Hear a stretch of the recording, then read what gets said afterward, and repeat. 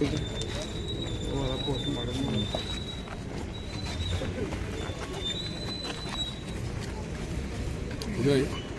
जवानों की शहादत अभी तक रिपोर्ट हुई है। कितने बद से बदतर हालात कठुआ जिले के हो गए। ये दुर्भाग्य है, इससे बड़ा अनफॉर्चुनेट पार्ट कुछ नहीं है। और हमें इस बात की इंतहाई दुखी हूँ, मन से दुख से कह रहा हूँ। मेरे साथ रहा बेचारा जसवंत सिंह गनमैन, मेरा गनमैन, अब वो हवालदार बना हुआ। अब सोचिए, एक सिपाही से बंदा हवालदार पहुंचता है तो उम्र कहाँ पहुंच जाती है। आप ये सोचिए कि कोई भी थाना इस समय हवालदार और नायक के बगैर नहीं रहा, कोई सिपाही नहीं, चाहे एसपीओज हैं, बीडीसी है, और फिर इतनी कमी है थानों में। आप सोच सकते हो कि यहाँ 250-300 बंदा चाहिए, वहाँ आपके 25 आदमी होंगे। और जो थाने लगाए हैं इस पे नेशनल हाईवे पे, सारा दिन ट्रकें और उनके पीछे सारा दिन ठहरे। आप बताइए मुझे, मिलिटेंसी से इनको ट्रेनिंग किसने देनी है? कौन देगा ट्रेनिंग? कब होगी ट्रेनिंग? रिफ्रेशर कोर्स होते नहीं क्योंकि कमी है, और इतनी कमी है, इतना शॉर्टफॉल है। आपको 10 साल में एक भर्ती तक नहीं कराई, आप कैसे मुकाबला करोगे? एक सिपाही जो जवान बच्चा जब भर्ती नहीं होगा, लगा ही नहीं जाएगा, तो हाउ इट कैन पॉसिबल कि आप इंसाफ कर पाओगे? आप ये सारे सीनियर लोगों से मिलिटेंसी फिर कमी होने के बावजूद उसको दूर करोगे, तो ये बड़े अफसोस की बात है।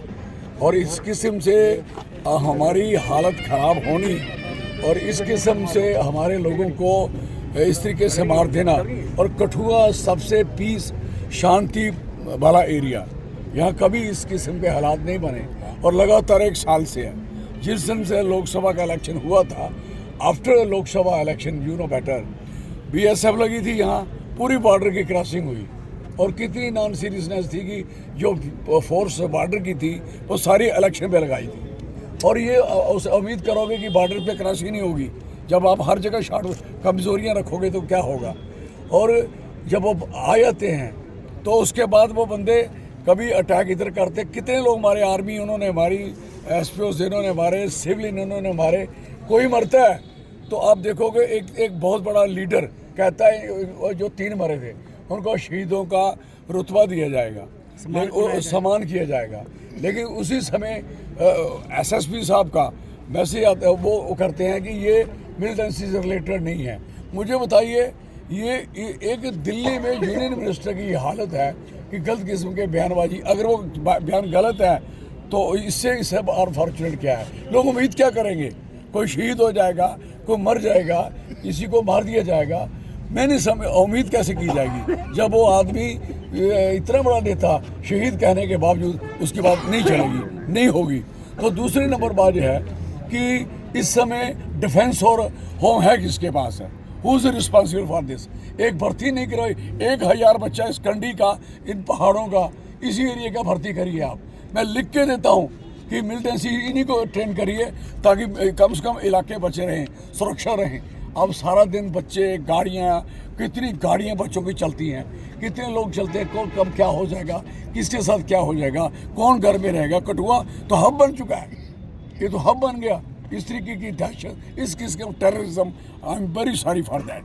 और हमने कहा सरकार को क्या हमसे उम्मीद है? हमारी पार्टी कांग्रेस सपोर्ट करना चाहती है, इस हालात में हम पूरी मदद करना चाहते हैं, हमसे क्या चाहिए?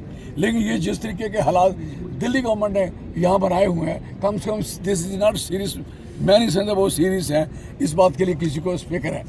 कोई फिक्र नहीं है। चौधरी साहब क्या कहते हैं? बड़े नेता आए थे, उन्होंने कहा कि हमने आतंकवादियों का सफाया कर दिया हुआ है। देख लो पहले, ये सारा बकवास करने की बातें, फजूल की बातें हैं।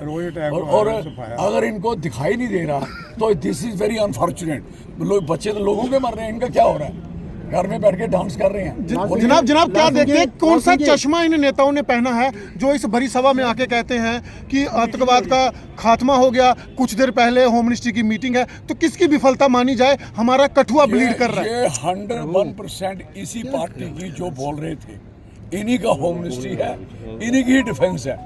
और हाँ क्या बोल लाल रहे सिंह हैं? जी, आपने खुद आतंकवाद झेला है, आप पर भी अटैक हुए हैं। मैं 3 हुए हैं, आई फेस, और एक डीएसपी, 7 जवान 8 शहीद हुए। I know better. तब के आतंकवाद और अब के आतंकवाद में क्या फर्क समझते हैं, और ये किसका फेलियर है? ये हर समय गवर्नमेंट का फेलियर रहा है, हर समय जिसकी भी सरकार रहे, जो इस पे कंट्रोल न कर पाए, जिसके आप मानते हैं कि जिसकी कश्मीर का आतंकवाद अब कठुआ जम्मू में आ रहा है? वो कश्मीर वाले, क्योंकि ये दिल्ली वाले मेरे सीरीज है ना, करोड़ों रुपया अरबों रुपया लगा के कह रहे हैं कि हम टूरिज्म लगाया उधर उधर टूरिज्म और इधर terrorism. I am very sorry for that, very sorry for that. और आप इनको जरा भी थोड़ा सा भी फिक्र नहीं है। यहाँ आप सोचिए कठुआ में हाउ इट कैन पॉसिबल यहाँ टेररिज्म की बात हो सकती है? ये बॉर्डर असुरक्षित है क्या? बॉर्डरों पे पैरा नहीं है क्या? कौन इस चीज़ को देख रहा है? और जब रास्ते में आ जाते हैं आप तो किसी भी बंदे को पकड़ सकते हो, ट्रक वाले को, दूसरे को रोका होता है, ये क्रॉस करके चले जाते हैं बंदूक के लेके। जहाँ एक तरफ देश के जितने भी इन्वेस्टर हैं, इंडस्ट्री, उनको जो यहाँ अपील कर रहे हैं इन्वेस्टर, क्या वो ऐसे माहौल में आज जो जितनी भी गोली चली है उसी इंडस्ट्री एरिया में चली है। ये सारा वही जिथाना और घाटी का एरिया है, घाटा का एरिया, घाटी का एरिया है। वो लोगों को भी ऐसे गफ्फे लगाने आए थे, मुफ्त की ज़मीनें मिली, कब्जे कर लिए, इधर बैठे, और ना लोगों को काम दिया। किसको दिया? ना हमारी इंडस्ट्री है, ना हमारी मैनेजमेंट है, ना हमारा मजदूर है, ना हमारा वर्कर है। नौजवान हमारा तबाही के कगार पे खड़ा है, बेरोजगार है, पुलिस की पोस्टें खाली हैं, वो किसी को भर्ती नहीं करना, आर्मी में कोई भर्ती नहीं करना, वो भी लगा देना। जनाब एक बेहद अहम सवाल है। आतंकवादी इन लोगों ने देखे थे, वहाँ पे सर्च ऑपरेशन चलाया था। उसके बाद कहाँ पे सन्याल, कहाँ हीरानगर और कहाँ ये जसरोटा का इलाका, यहाँ पर पहुँच जाते हैं। आपको पता है इसका फेलियर है ये। उज दरिया, सिविलियन की जान चली जाती है। उज दरिया, सिविलियन जाए या आर्मी जाए या सिक्योरिटी फोर्सेस जाए, ये हमारे लोग हैं, सारे आपके लोग हैं, हमारे लोग हैं। कोई भी क्यों मरे, कोई भी क्यों शहीद हो, अननेसेसरी। हमारी कोई लड़ाई तो छिड़ी नहीं है। या तो लड़ाई लड़ लो, सीधी सी लड़ाई आप लड़ोगे नहीं। बॉर्डर पे इतनी घनी तार लगाई, किसान वहाँ उसको इतनी लगा के छोड़ी है, फिर वो निकले कहाँ से, आए कहाँ से? और यही रूट आप कह रहे हैं सन्याल से साथ ही आपके ये 2 दरिया लगते हैं, साथ उज भी लगती है और साथ में आपकी भी लगती है और तरना भी लगती है, जिसपे तरना का नाला मशहूर नाला है, जिसका अभी तक भी पुल नहीं बना। पता आपको नहीं? अब दूसरे पुल से जा रहे हैं, मशहूर नाला है, उससे भी गुजरते हैं और आगे उज में घुसने के बाद सीधे गाड़ी चढ़ गए। पूरे हिंदुस्तान में दिखाया जा रहा है कि नया जम्मू कश्मीर है, नया हवा सुनिए नया जम्मू कश्मीर है, और इसी के सर पर पूरे देश से वोट बटोरे जाते हैं। जहां तक कि जम्मू कश्मीर की आवाम से भी नए जम्मू कश्मीर के नाम पर वोट लिए गए, लेकिन नए जम्मू कश्मीर में Kathua is bleeding, Hiranagar is also bleeding, पहाड़ी एरिया रोज नए हाथ से। क्या देखते हैं? असली बात है कि जब आप लोगों को जो चिंता जिस तरीके की, आप बताइए मुझे, किसको मिलिटेंसी के ऐसे आप घुस गए, जाके चले गए। जो काम आपसे नहीं होता, जो दूसरे ने करना, बाद में बुलाना किसी को, बाद में बुलाना किसी और फोर्सेस को। अब क्यों हमारी इस फोर्स को मरवा रहे हो? ये फोर्स क्यों मरवाई? यार पुलिस मैं नहीं समझता ये उस काबिल है, उस ट्रेन है यार। ये ठीक है, वो लड़कों में जज्बा है, जोश है, देश के लिए लड़ना चाहते हैं, तो लड़ने के लिए कम से कम ट्रेनिंग आपकी है क्या? आपके पल्ले वो गन है क्या? आपने कितने लोगों को एसएलआर दी, अभी बांटी इन्होंने, जैसे रेवड़ियाँ बांटी। क्या किया उधर? क्या हो रहा है उनसे? क्या निकला? इलेक्शन में से वोट लेने के लिए बांट दी आपने, और एक अनट्रेंड आदमी को बंदूक दे दी आपने, और अनट्रेंड आदमी लड़ेंगे क्या? कैसे ही चलेगा? और SPO how it can possible? आप एसपीओ लेके आगे लड़ाई लड़ोगे क्या?